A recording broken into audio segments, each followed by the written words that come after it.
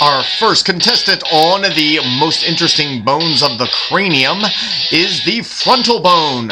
Formed from two lateral halves which fuse early in childhood, the frontal bone composes the forehead and the superior portion of the eye. Here it forms the supraorbital margin and possesses a supraorbital foramen. It possesses sinuses, which lighten the skull bones and provide resonance chambers for speech. In primates, the frontal bone contacts the zygomatic bone to surround the eye on the lateral side for extra protection. The frontal bone of Homo sapiens is clearly different from that of all other species of Homo. Note the loss of the prominent brow ridges and the prominent forehead, which is present in Homo sapiens, distinguishing it from the more primitive hominid skulls. I give you the frontal bone. Our next contestant on the most interesting bone of the cranium is the pair of parietal bones. These two are most visible from the lateral view of the skull, where they compose the major protection of the brain in this view. They are the only bones of the cranium without a single foramen.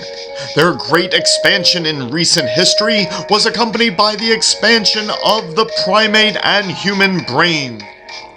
On the medial side of the bone, one can observe where the dural sinuses drain deoxygenated blood from the brain from the impressions they leave.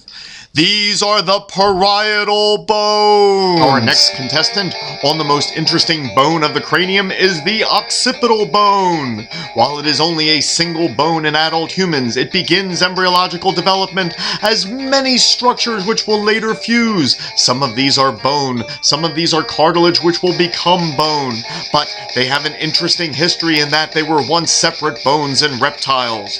The occipital bone includes the foramen magnum, the largest foramen of the skull, which is where the spinal cord enters the cranium to become the medulla oblongata of the brain. Also, the accessory nerve and the vertebral artery pass through this opening.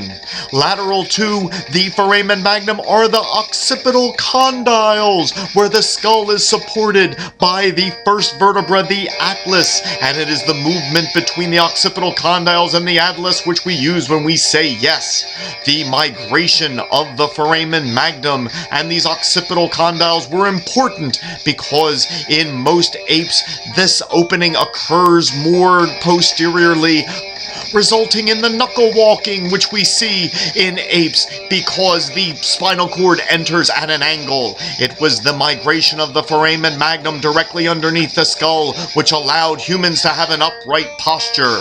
This is the occipital bone.